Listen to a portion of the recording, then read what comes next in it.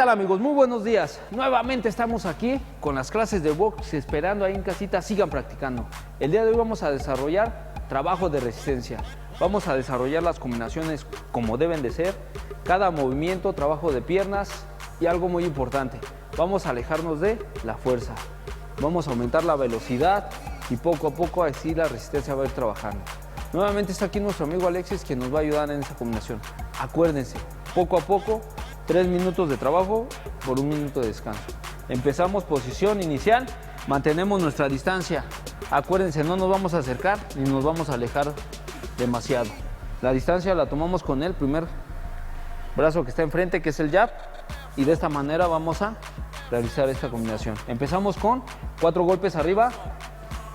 Eso, vean el movimiento. 4 golpes abajo, 1, 2, 3, 4, gancho y cruzado.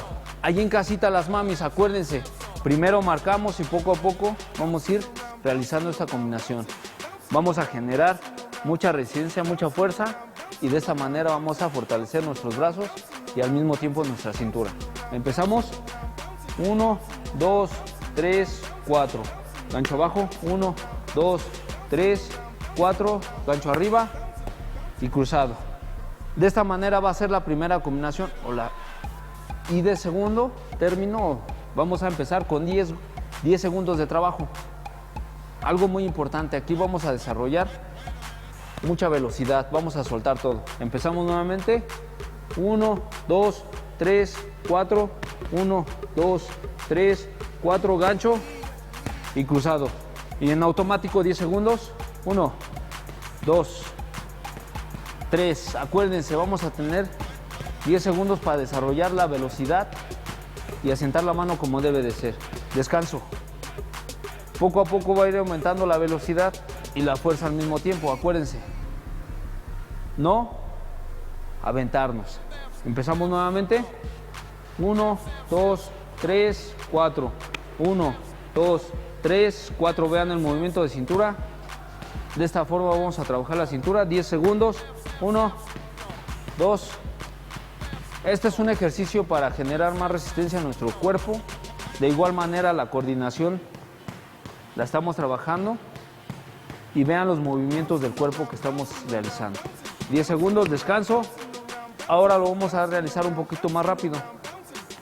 Empezamos, 1. Eso. 10 segundos. 1, 2, 3.